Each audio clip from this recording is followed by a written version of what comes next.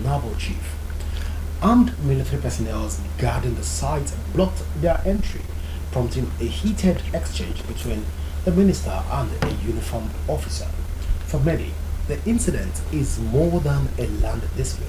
It is a reflection of deeper tensions, the role of military in civil space, the boundaries of ministerial authority, and the struggle to enforce rule of law in Nigeria.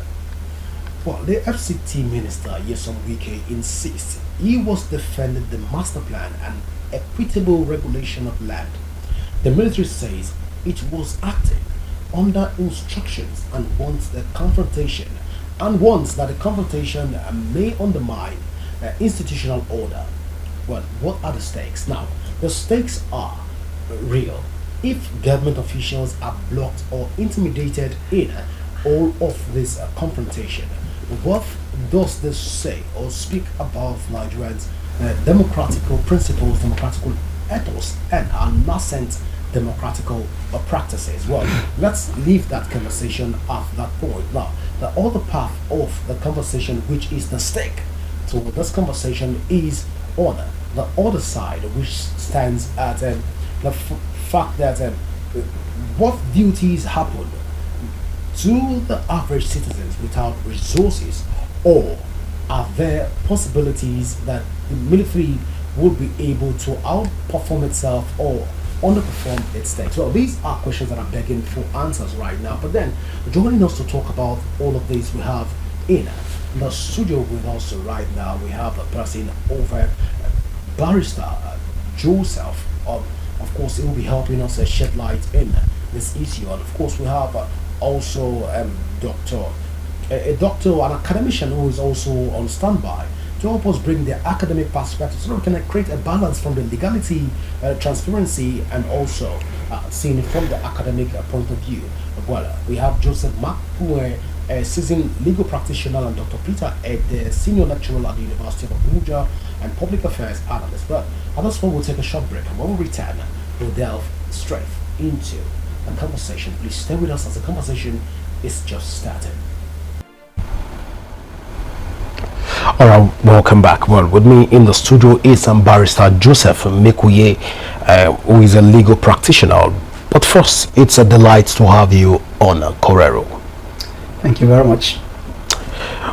Well, Barrister, on the lips of a lot of Nigerians today is the issue around the FCT minister and the military personnel, the naval officer, speaking of the person of Yerima. Well, looking at all of this, help us even understand the legal background to the ongoing dispute between the minister Yesom Wike and the Nigerian military over this land ownership issue in Nigeria. All right. Good evening, viewers. First of all, let me state here that I am not here to pass the verdict or judgment. But like my colleagues have been doing, I've been watching and reading a lot of articles here and there. People writing legal opinions on who was right in that altercation between the FCT minister and the young military officer, and who was wrong legally. But I'm not here to do that, because to me, what bothers me most as a grassroots and community development expert, what bothers me most on that incident is how it affects and reflects the image of our nation today. Because as I talk to you, I have friends that not less than 6 has called me from Canada, US, UK, Dubai. Barrister Joe, what is happening with your friend? You know, they call Wike my friend because they all know that I have a soft spot for him, because he was my coursemate in law school. And not just that, his performance has endeared him to me, and I love him actually. But when it comes to what has happened that day, it's quite appalling, very appalling, that I would not want to really, the image it is creating, because outside the country people are calling, and you can see how has it reflected the image of our country outside our shores in a very bad image, that 2 institutions of government are fighting themselves over land, the military and the FCT minister? Well, if you want to start by looking at the section 297 of the constitution of this country, 297, 298, 299, 300 up to 304 provides for the establishment and administration of the FCT, the Federal Capital Territory, and all land in FCT is owned and managed and administered by the federal government, which is in this case the President of Nigeria. The President of Nigeria, under section 302, delegates his authority to the minister, who he may appoint, and delegates his authority to run the affairs of the FCT, which in this case is the Honourable Minister Wike, who is to manage the affairs of the FCT. If there are things that go wrong in terms of land acquisition or distribution, there are better ways to manage it than coming to that level of altercation in public. It's quite appalling, because why I say it doesn't really bother me much on who was right or wrong is, to me, what bothers me is how does it affect the development of our society? How has it trickled down to the ordinary person on the street and the masses? All right, Barrister, before we get to that point, let's even look at the issue of the authority of lands in Nigeria. Of course, under the Land Use Act, a lot of Nigerians are questioning the authentication of the Land Use Act, especially within the FCT. We've seen this is not the first time we're seeing the FCT minister revoking land. At least we've seen quite a number of revocation under his administration. But then, who has the legal authority over the federal capital lands? The FCT minister or the federal government through the military and defense ministry? No, like I said, by the provisions of the constitution I just quoted for you, all lands in the FCT, like if you go to the states, all land in every state is managed, and I'm curious because that's what I'm asking, because in the Land Use Act, every land in the state belongs to the state government, who automatically controlled by the state government. In the case of the Federal Capital Territory, we don't have managed by the federal government. By the federal government. Yes. So at this point, the military are under the auspices of the federal government. Yes. So can we say that the FCT minister owns the land and is in charge and control of the land, or the federal government have control of this land, which the military falls under? You don't differentiate between the federal government and the minister. All right, please help us to understand. You don't differentiate, because the minister of the FCT, like I told you in the constitution, is appointed by the president, and the president delegates his power of managing the affairs of the FCT to the minister to run the FCT as delegated to him from time to time. So the land in FCT is owned and managed by the federal government through the minister of the FCT. So there's no differentiation. The military has no role in the management of the role of the military in Nigeria is to defend the territorial integrity of Nigeria. All right. But why I asked that question is to also ask you, at this point in time, looking at what has played out from a constitutional and statutory standpoint, does the FCT minister have the power to revoke or reclaim land already occupied by the military? You can't. The minister cannot revoke a land already occupied. No. Once you are given an allocation of land, if you look at most of the allocation documents that you're given, most people unfortunately don't read these things. It is there stated, most places, the terms and conditions for the offer of grant of right of occupancy. There's difference between right of occupancy and certificate of occupancy. Through your right of occupancy, you are given time within which to pay some few things and legalize your document and ownership. And there are time limit within which you develop.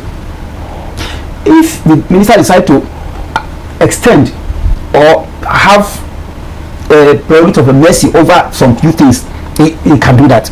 But if we decide to revoke a particular land for maybe lack of development, for the period given has elapsed, or for one thing or the other, he has the right. But if you discover that he has revoked your land unnecessarily, illegally, without due process, you could go to court and challenge it.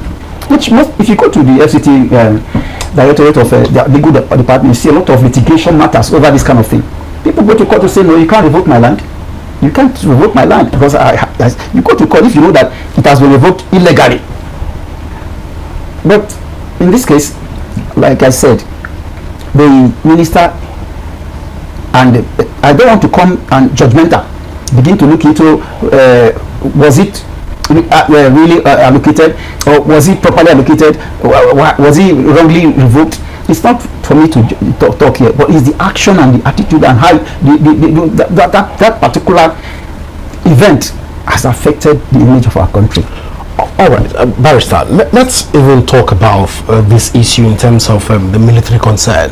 If the military refuses to vacate this apportioned or allocated land as it stands right now, as ordered by even the FCT minister, what legal steps can the government take?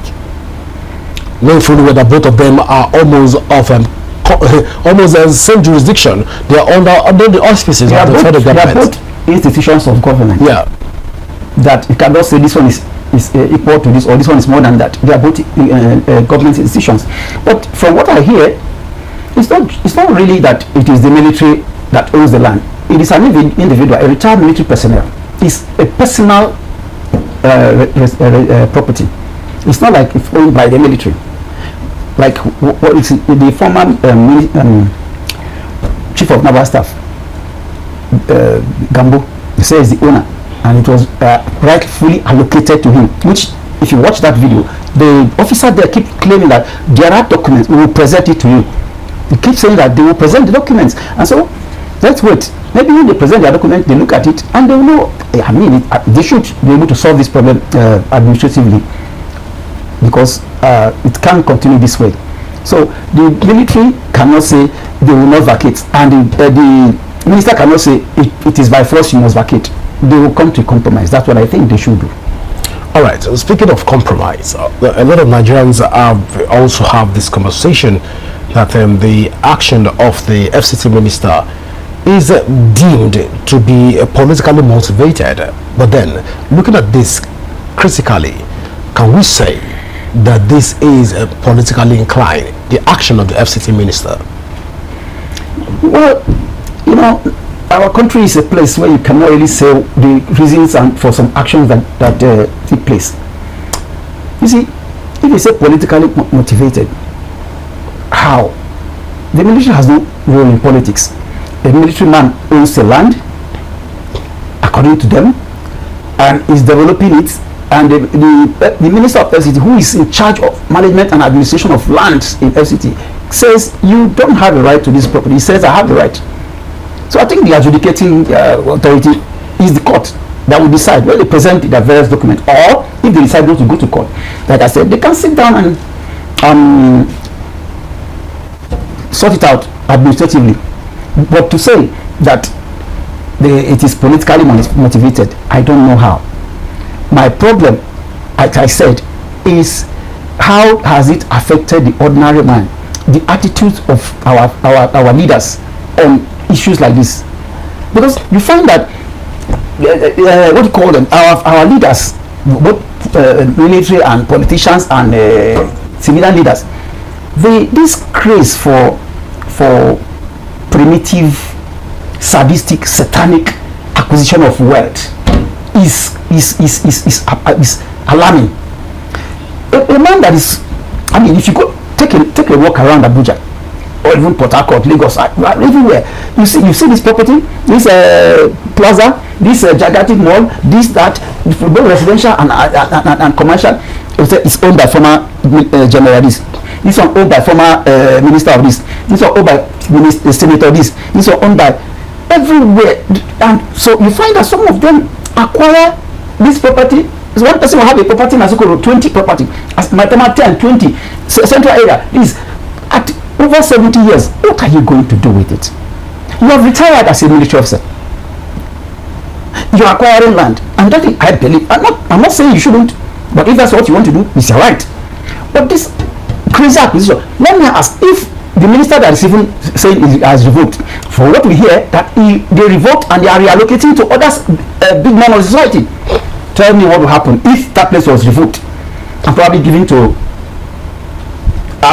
maybe association of artisans in Abuja. You know, artisans have their association, registered association. Artisans include carpenters, masons, plumbers, electricians, carpenters, just name them, mechanics, and so on and so forth. You revoke it and say, I'm giving it to social association. People who are done training, people who really need it. Some of them, I can tell you, some artisans, like I told you, I'm a grassroots person. I'm a politician, I'm a grassroots politician. I know what is happening at the grassroots. Many of these are boys that you see that learn work on how to do POP, how to do tiling and all that. Some of them have learned and graduated. They have gotten their certificate. But to establish themselves in that business is a problem. And if you allocate such a place to them, massive hectares of land, give them 300 square meters and give them certificate for it. Each of them can go use that certificate, access a facility from the bank loan, and begin their own business, and that will help. But no, you will revoke from one big man, give to another big man. You will take land from young people who are not, and give to big men. Something happened in this. I was here in 1999 when that Guzape was shared among House of National Assembly members, and before you know it, Gilmore entered there. They awarded contract. Open Guzape. Today, Guzape is one of the best. What do you call it? Districts in Abuja. Where have you seen that FCT or any minister have opened a layout districts and say it's for market women and artisans or poor people on the street? Even when they allocate what do you call it, market stores to market people, the people who allocate it are the ones that take it. They allocate it in their names and sell it to the market people. You can't see them doing this for the masses, but among them they fight. When they are fighting, it is we that still comes.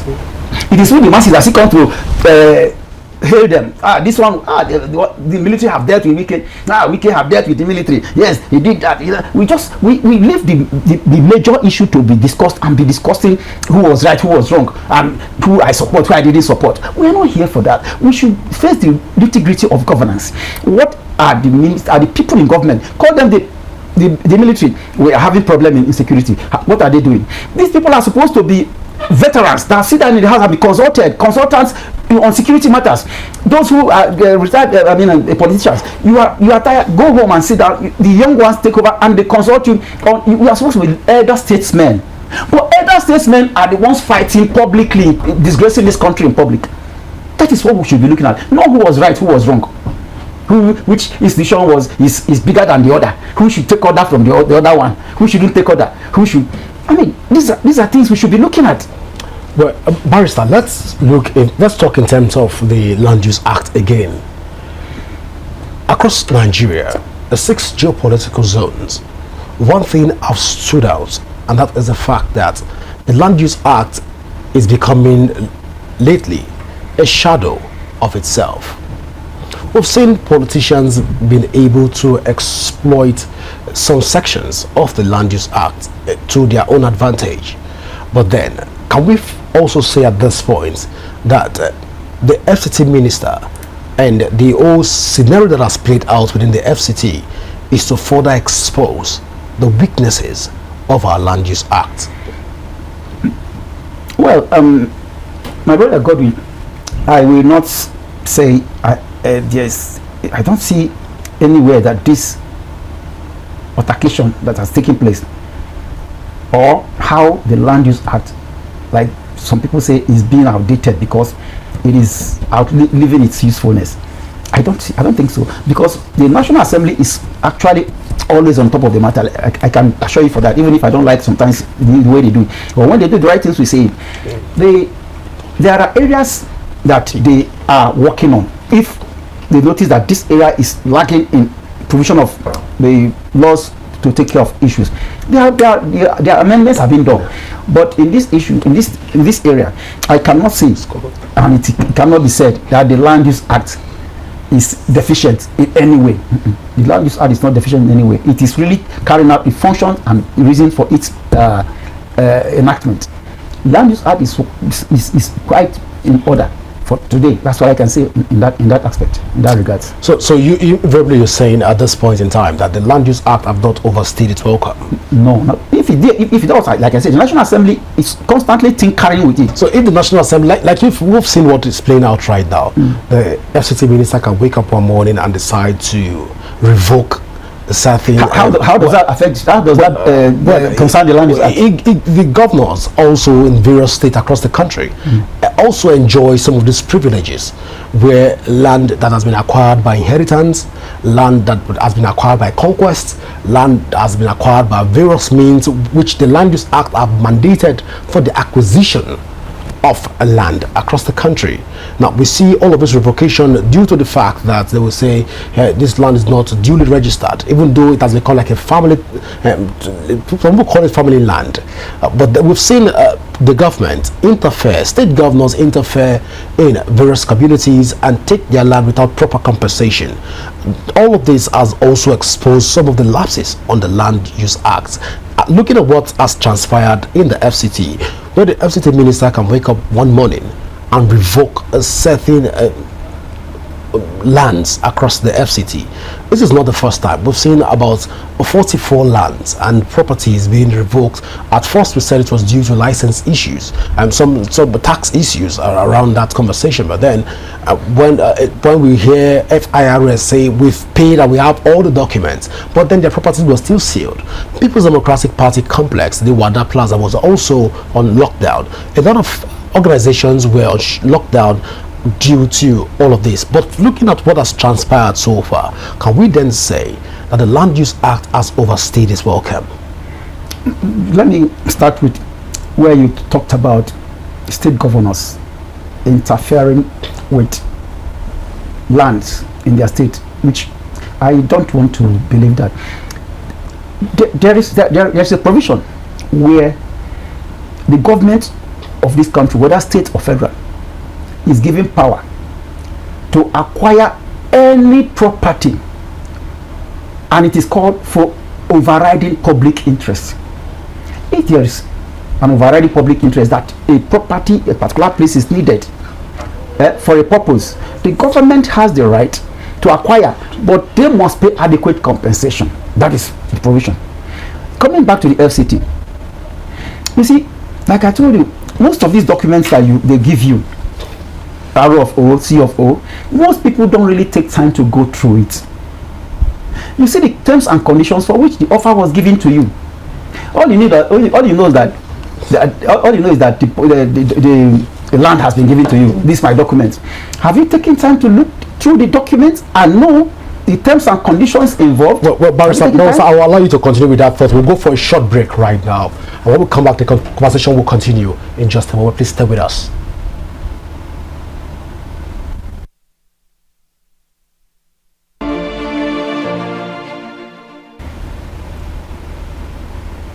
You're welcome back. We sincerely apologize for that break, but then I also want to apologize to Barrister Joseph for that interjection. But then let's even allow you to express on that particular section you were trying to elaborate. Let's take the conversation from there. Yeah, you know, you were saying something about the FCT FCT minister arbitrarily waking up to revoke, and I'm saying that I'm not holding brief for the FCT minister. But I'm saying that as a lawyer, most of our clients that we have that brings their documents for land, say most of them don't really go through the land documents to see the terms and conditions for the grant, whether of R of O or C of O. Most time they just, this is my document, I have land. If you're not okay, look, take a look at this. Go to Central Business District. You see very fallow lands. Fallow lands, fallow empty land everywhere in the Federal Capital Territory. You know, when the reason why it was even a little bit built up was when El-Rufai came. El-Rufai did the same thing, even more than what the present minister is doing.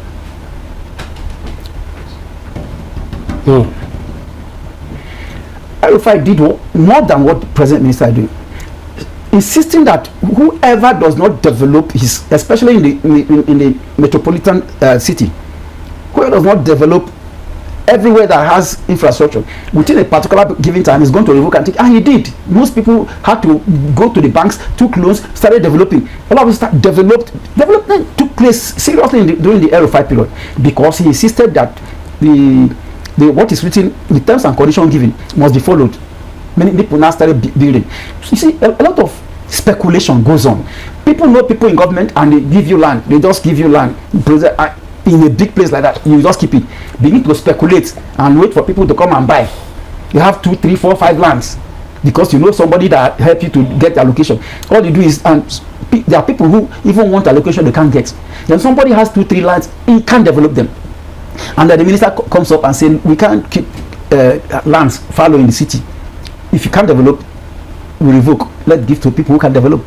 And people get and say, he has taken my land. Yeah, he has acquired my land. El-Rufai took my land. Bala Mohammed took my land. Wike took my land. But sit down properly and look at what happened. You will know that it is they are just crying foul. You go deeper and see. There are a lot of things that happen that people just cry. They did this to me, did that to me. Like you are talking about the PDP or whatever, they say they paid their ground, and I don't know about that. You are now outsiders. The people who have the documents and who are in the land registry say, look at it, you have not paid this, you have not done this. You say you have done. You say, show me. So if truly you know you have and it's revoked, go to court and present your case. And the court looks at your matter, weigh them and say, no, Minister, you are wrong. You couldn't have revoked this land because this guy was in his, he's still on his right. So the court will tell the minister, no, you can't do that. A lot of people have gone to court and won cases against the minister. Plenty of them. Won cases against former ministers, all of them from Jeremiah Time down to today. People are winning their cases in the court. So instead of altercation of going to carry soldiers and block, you carry police and this and come so that we can shoot each other. Why not take the civil way to handle issue? A civil way to handle the issue. And what baffles me most is this thing happened because there are big personalities that are involved. Imagine that it is people like me and you. Can I go and stand on that gate say minister cannot enter? Well, Barrister Joseph, you don't know if I'm a big person, so let's even leave it at that. But then, looking at what has played out generally in FCT just a few days ago, we've even putting the issue in perspective and try to see talk about the minister's outbursts even to the younger military officer. We saw what played out, and we also saw the reaction of the military officer. A lot of Nigerians have been able to speak up and say, of course, that the military officers have been able to exhibit some level of professionalism. While on the other hand, a lot of senior military officers have asked the FCT minister to tender an apology, which we are yet to see even within the public space. But then, looking at what transpired in all of this, what does this even say about our civil-military relations and respect for due process in governance, knowing fully well that the FCT minister knows that he can channel his grievances to the appropriate authorities for sanctions to be meted on whoever that needs to, these sanctions need to be meted upon. But in all of this, what does this even say about our civil-military relationship? Well, it's quite appalling that my friend, the FCT minister, like I said, he was my classmate in the law school, went a little bit too far in terms of the outpost. I do not see the reason why he should go to the level of calling that young officer a fool, idiot, shut up your mouth, get out, and all that kind of thing in public space. And luckily enough, the boy, like you said, exhibited some maturity and professionalism and said, I'm not a fool. I'm not stupid and all that. But I wouldn't have known what transpired for the minister to break out in such outbursts, but it is wrong. If like I said, I didn't come here to apportion blame. No, we are looking at the civil military relationship. So we're not going to that point where we begin to apportion blame. We'll get to that point, not yet. But looking at what does this say about civil military relationship? Are the civilians right now threatening the military, or the military are threatening the civilians in the broader view of this? I think I want to say I grew up in the barracks. My father is a retired colonel. I know about the military, how they act, their attitude, the way they are trained to behave. I was in Nigerian Defense Academy too. I have encountered the military in a fight that I am not supposed to, and then I know how I was able to diplomatically escape the military are trained to, in the kind of attitude that is their way training. But then gradually we are growing. In those days, during the military era, you can be driving on the street, a military man just park you and bring you out and begin to beat you, that either you did one thing or the other, you ran your car in a way that he didn't like, you ran into his face or you block him. But gradually those things are being phased out. Those days, military men comes out of the street and take koboko, bring people out of their car and begin to beat them. But you don't see them anymore. It's a gradual thing. We are just 25 years old, democratic governance. Gradually it will phase out. We now have a department in the army, in the military, that interface with military civilian relationship. You don't know how many, you will not be able to know how much the military is doing to bring down the attitude of their boys when it comes to military civil relationship. They are really doing a lot. They have offices now where you can channel if a military man misbehaves around, you report him, he's in trouble. So they are being civil, very civil, I can tell you. Because if it was to be the days of the military, Jesus Christ.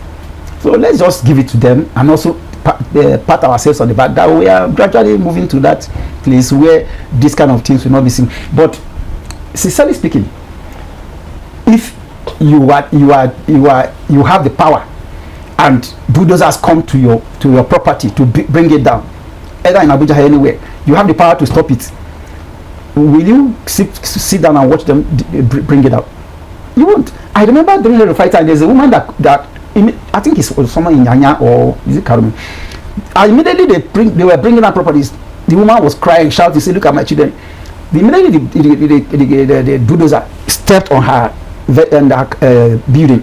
Grew. The woman fell down, collapsed, and died. What I'm trying to indicate is that if she had the power to stop that, we should do it. That is what the chief of naval staff did. If you have the power to protect yourself, you protect yourself from the government that cannot protect you. If we boil this thing down to even what is happening to us today, where kidnappers kidnap people, nobody protects you, and you decide to protect yourself, is it wrong? The government, the primary purpose of government by section 14, subsection 2b, is for the welfare, security, and well-being, protection of lives and properties of the citizens. But the government today is the one coming to destroy the lives and property of citizens. Allegedly. Allegedly, okay. Well, all right. If you bring down a man's property, you have brought down his life. I said somebody died. You nearly put the bulldozer on her building. The woman collapsed and died, leaving children because she's a widow. And it happened a lot of places. That was during a right time, and it still happened. There are people that they know that even if they don't die, you give him heart attack that way, he will live with all his life. All right. So doesn't this speak to the fact that right now that the military have overstepped their bound, even in interfering in a thought fissile or an issue that involves a civilian regime? I don't know what you mean by overstep their bound. Well, in this scenario, we understand that the former chief of naval staff is retired. Yes. The person of Nyesom Wike is a civilian. Is a city minister, managing the city on behalf of the president, and also a civilian. Yes. In this regard. So, looking at all of what has played out, we're talking about two civilians on the scene right now. No, the chief of naval staff is not a civilian. Well, even while retired, when you say general is always general, a general that doesn't command a certain battalion, or doesn't have power to enforce a certain decision within the military. Is this still a serving general? Well, we can go by right now. How come people will say that due to loyalty that this some persons have for him, and also due to the fact that as a former chief of naval staff, he also have some security aides that have been assigned to him for protection and what have you. But looking at this, whether you like it or not, right now is not serving. So which brings us back to that point of civil what I want discussion. you to say, Godwin, what I want you to say is not that they are both civilians. They are both citizens of Nigeria. Well, let's leave it at that. All right. One is serving the government, or has served the government in the military sphere. One and no longer serving. So what do we call that? Whatever, it's a veteran. It's a civilian. It's a veteran. It's a civilian. Well, let's not go that. All right. It's a veteran. A former president, you can't say he was never a president. Anyway, let's leave that. But what I'm trying to say, both as citizens of Nigeria, and they have found themselves in that situation. Why? How did it come to be? My problem here always is, I keep saying, it's not who was right or wrong, but why did it happen, and how can we forestall future occurrence, so that such thing doesn't happen anymore, because it's painting our country in a bad light. I told you, like over 6 or more friends. Dubai, they've been calling me. Well, brother, what did they worry your friend? Ask your friend, come behave like that for. I said, oh, well, Mona, leave that matter, and our Nigeria be that, you know. So if they can be calling me from all over, the thing has gone viral the whole world. Like, look at the Minister of FCT fighting a retired general over land. It's appalling. So I would not want this to happen again. Then what do we do to forestall such occurrence? That is the question. What do we do to forestall such occurrence so that it doesn't happen again? But when you talk about forestalling such an occurrence, of course, this matter is still pending. It's still subjected to the CDS Chief of Defense Staff decision also, if and subject to investigation by the military, which they've said that they will investigate into the matter, looking at all of this. But then let's now talk about the whole settlement and bringing lasting solution to all of this. Yeah. A lot of Nigerians have said that this matter should rather go to court, but then because of the personalities involved, they said no, arbitration would be the best form, which is mediation and also arbitration process, which lawyers are best known for. They don't want to go to court, they settle outside the court. But then a lot of concerned Nigerians are saying no, because of the high profileness of some of those personalities involved, the president should rather intervene and resolve this. But then looking at this, in order for us to correct any further abnormality in the future, what would be your recommendation in order to address this concern? You see, from my experience, a little bit of experience I have in politics,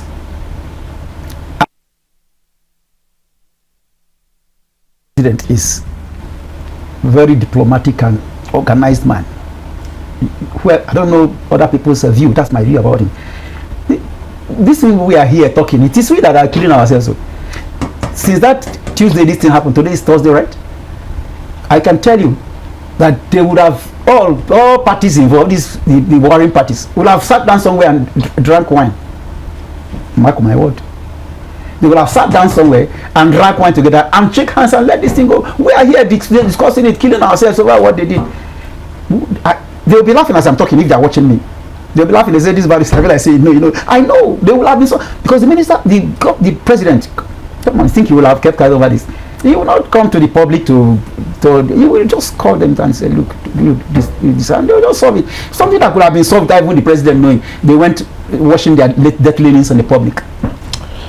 Well, I understand right now that briefly we're being joined by Dr. Peter Ede, who is a lecturer at the University of Abuja. Well, Dr. Peter, so good to have you join us right now on Correro.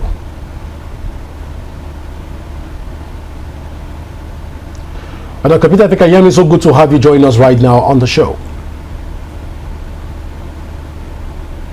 Thank you for having me so lately, and good evening, Barrister.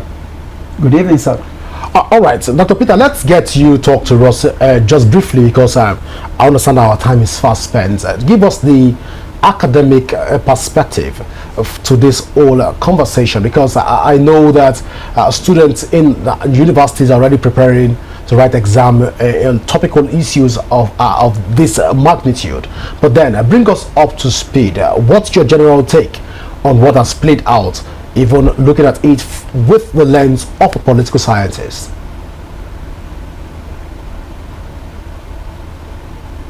Yeah, the perspective we look at is from the point of view of resolving conflicts.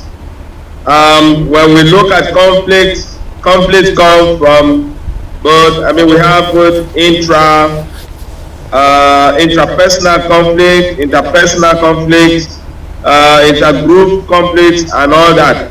Now, rather than sounding too academic about it, because there is no time, we want to just air a little view of what has transpired and how it should be looked at.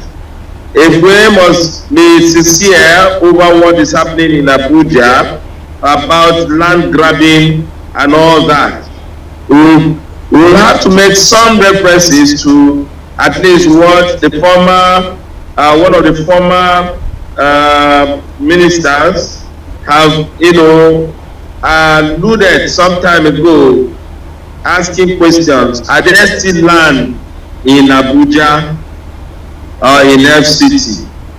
And that was El-Rufai. He made that statement some time ago, whether there are still land in Abuja. Come to think of that statement, you now know that even before Wike came into government, virtually, if not all the lands have been given out. And that is why, at this point in time, we have, issues coming to the issue of land grabbing or going to demolish people's property or going to revalidate, lands that has been given out to people very long time ago. Whichever way he looks at it, it is a clear indication of the fact that land are being grabbed and all that. And so you could see also what played out when he encroached into the university land and his statements about the university land. I mean, it does not call for the kind of action he puts out, no matter what. Even if those land were acquired illegally, whether they have papers on, it is who sits on the throne at the moment that is making the noise that either lands were given out illegally or they don't have papers about it. Now, I know that even local lands, what we call local lands in Abuja, are given to people by the local administrators, either the chiefs around those areas and all that. So, what we should be talking about, I feel, is that whatever our leaders are doing, they should know that we have the youth that are coming up. We have the young people who are looking into what they are doing. And if they are grabbing at this moment and grabbing, what will the youth yet unborn come to sit on or inherit at the end of the day? As a matter of fact, it is left for us to hear now that even the presidency may have been sold out. If they can encroach into a place like a university to grab the land from the university. And so this one that is happening with the military, I know that it is not the military land that is being grabbed, but here it has to do with some personal Doctor, the fact that the person involved is a military man? What if that person involved is not a military man? He would have received a beating of his life. Dr. Peter, I have a lot of things to discuss with you even here on this table. Of course, you're raising certain concerns which we have even loved the barrister to react to, because these are also concerns that have been raised by a lot of Nigerians, but have been signaled that our time is already fast spent and we can't go any further. But at this point, I want to say thank you so much, Barrister Joseph, for finding out time to be with us here on Correro. Thank you very much. Well, Dr. Peter, we'll definitely bring you back again to look into all of these issues here on Correro. But I want to say thank you so much for your time. I look forward to that. Thank you for having me. And Barrister, I wish I knew that you would be in the studio. I would have turned to a mosquito to be there. Well, thank you very much. It is what it is. We won't want you to turn to a mosquito. Probably looking forward to seeing you. Just look forward to see you, not necessarily turn into a mosquito. But I want to say thank you so much, Dr. Peter. Well, viewers, this is how far we can go tonight on Correro. Don't forget that you can join the conversation across all our social media platforms currently showing on your screen, and you can also download the Rapid TV app from your Android and iOS devices to keep track of our broadcast. My name is Godwin Sunday. Do enjoy the rest of your evening. Bye for now.